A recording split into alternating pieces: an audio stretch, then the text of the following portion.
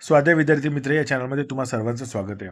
मित्रांनो, आज आपण इयत्ता 7वीचा इतिहासाचा 10वा धडा मराठ्यांच्या सत्तेचा विस्तार याचा स्वाध्याय बघणार आहोत. आणि मित्रांनो, तुम्हाला अजून जर कोणते व्हिडिओ हवे आहेत ना, तर मला कमेंट बॉक्समध्ये कळवा, म्हणजे मी तुम्हाला लवकरात लवकर ते देण्याचा प्रयत्न करेन.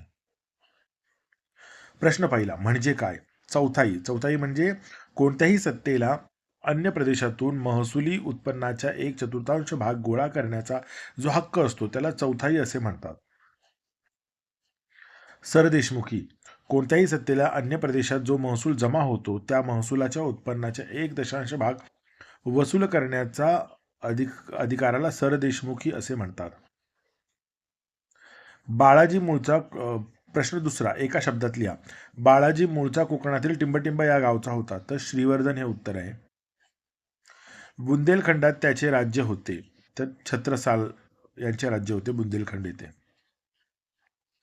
राज्याचे या ठिकाणी बाजीरावाचा मृत्यू झाला, तर मध्य प्रदेशातील रावेरखेडी या ठिकाणी बाजीरावाचा मृत्यू झाला. पोर्तुगीजांचा पराभव यांनी केला, तर चिमाजी अप्पांनी पोर्तुगीजांचा पराभव केला. आता लिहिते व्हा. कान्होजी आंग्रे. तर कान्होजी आंग्रे हा मराठ्यांच्या आरमाराचे प्रमुख होता. त्याने महाराणी ताराबाई यांची बाजू घेतली. त्याने शाहू महाराजांच्या मुलखावरती हल्ले केले, त्यामुळे त्यांच्यासमोर कठीण परिस्थिती निर्माण झाली. या परिस्थितीमध्ये त्यांनी बाळाजीला कान्होजी आंग्रे विरुद्ध पाठवले. बाळाजीने युद्ध टाळून मुत्सद्देगिरीने कान्होजी यांना शाहू महाराजांकडे वळवले. कान्होजीमुळे मराठा आरमाराची शक्ती वाढली. पालखेडची लढाई. मुघल बादशाह फरूर खसियार याने निजाम उल मुल्क याची दख्खनचा सुभेदार म्हणून नेमणूक केली. इसवी सनमध्ये निजामाने हैदराबाद येथे आपले वेगळे अस्तित्व निर्माण करण्याचा प्रयत्न केला. बादशहाने पूर्वी मराठ्यांना दक्षिण व सभेतून चौथाई आणि सरदेशमुखी वसूल करण्याचा अधिकार दिला होता. याला निजामाचा विरोध होता. त्याने पुणे परगण्याचा काही भाग जिंकून घेतला. बाजीरावाने निजामाला शह देण्याचे ठरवले. त्यांनी निजामाचा औरंगाबाद जवळ पालखेड येथे पराभव केला. तेव्हा निजामाने मराठ्यांना चौथाई आणि सरदेशमुखी वसूल करण्याचे हक्क मान्य केले. बाळाजी विश्वनाथ भट हे कोकणातील श्रीवर्धन गावचे. ते कर्तृत्ववान व अनुभवी असल्याने शाहू महाराजांनी त्यांची पेशवा म्हणून नेमणूक केली. शाहू महाराज हेच मराठ्यांचं राज्य खरे वारस आहेत हे पटवून देऊन अनेक सरदारांना त्यांनी शाहू महाराजांकडे वळवले. त्यांनी इसवी सन 1719 मोगल बादशहाकडून दख्खनचा मुघल प्रदेशात चौथाई सरदेशमुखी वसूल करण्याची संधी मिळाल्या. इसवी सन 1723 बाळाजी विश्वनाथ यांचा मृत्यू झाला. पहिला बाजीराव. तर शाहू महाराजांनी बाळाजी विश्वनाथ यांच्या मृत्यूनंतर त्यांचा मुलगा बाजीराव पहिला याची इसवी सन 1720 पेशवेपदी नेमणूक केली. पेशवेपदाच्या 20 वर्षाच्या कालावधीत त्याने मराठ्यांच्या सत्तेचा विस्तार घडवून आला. बाजीराव हे उत्तम सेनानी व पराक्रमी होते. त्यांनी उत्तर भारतामध्ये मराठ्यांचे वर्चस्व प्रस्थापित केले. त्यांनी निजामाची पालखीच्या लढाईमध्ये पराभव करून मराठ्यांच्या दख्खनच्या सुभ्यातून चौथाई सरदेशमुखीचा अधिकार मिळवला. चिमाजी अप्पाकडून पोर्तुगीजांचा पराभव करून वसईचा किल्ला जिंकून घेतला. नादिर शहाच्या आक्रमणाला तोंड देण्यासाठी उत्तरेकडे निघालेल्या पहिल्या बाजीरावाचा 1740 नर्मदा काठी रावेरखेड येथे मृत्यू झाला. कारणे लिहा.